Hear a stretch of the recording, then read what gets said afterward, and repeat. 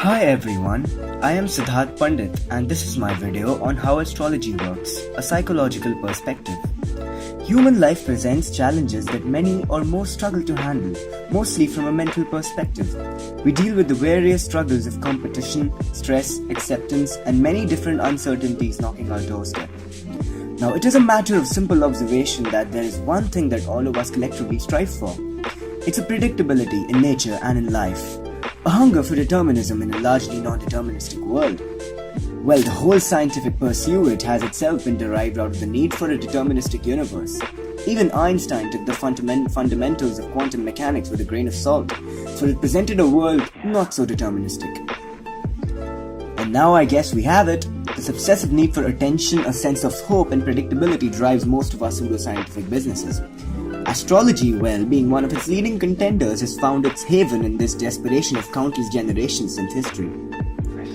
So what are the principles that astrology is based on? Well, astrology brings to the table the idea that the universe shares a very conscious intelligence, framed as the cosmos, and that our lives are a mere puppet to this conscious universe. Astrology strives towards seeking this connection and establishing patterns to foretell the future. So in summary, it's successful in feeding us with the information and assurance about the future and a sense of belonging with the cosmos. So astrology makes us feel powerful and in control and connected with the idea of the divine. But then how does it really work? So where's the science? Well, wait. People comment on how astrology is scientific because it's accurate and people can connect to it, it's changed lives, and how the planets really emit those waves of care to our kind. Let's dig into how it predicts our personality and future so well and see if the relative positions of planets is really the science we need to be looking at. Now, courtesy to this guy, we have the Forer effect.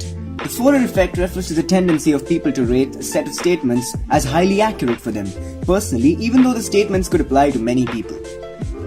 Psychologist Bertram R. Forer found that people tend to accept vague and general personality descriptions as uniquely applicable to themselves, without realizing that the same description could be applied to just about anyone.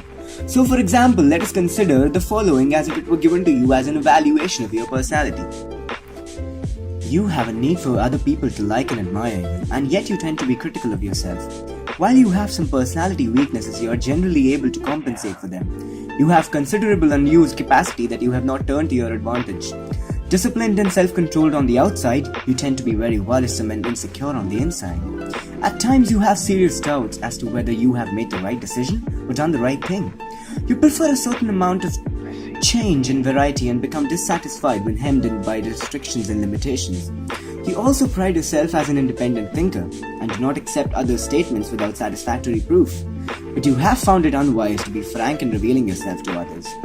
At times you are extroverted, affable, and sociable, while at other times you are introverted, wary, and reserved. Some of your aspirations tend to be rather unrealistic. So well, did this sound like you?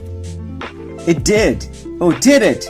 Well, congratulations then, because you've been bamboozled. Now, Forer gave a personality test to his students and ignored their answers and gave each student the above evaluation.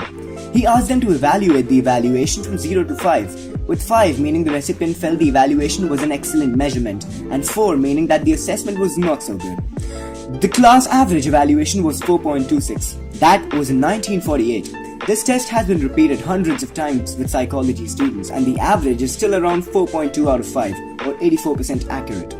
So, in short, Forer convinced people that he could successfully read their character.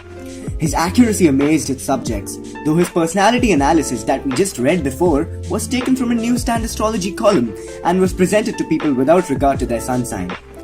Well, so we can see how an intelligently designed average can work into generating a positive response in such a big majority.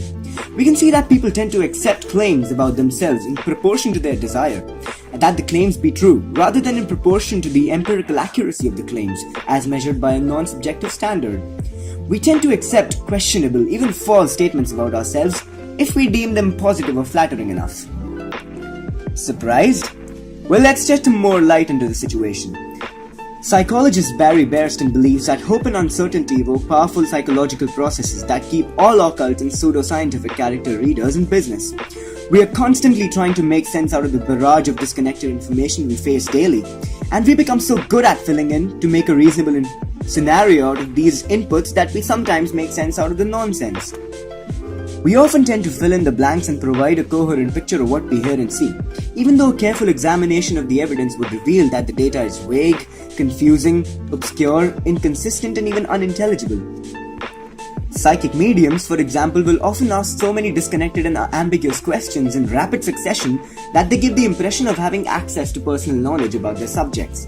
In fact, psychics need not have any insight into the subject's personal life at all, for the subject will willingly and unknowingly provide all the associations and validations needed. Psychics and astrologers are aided in this process by using these cold reading techniques.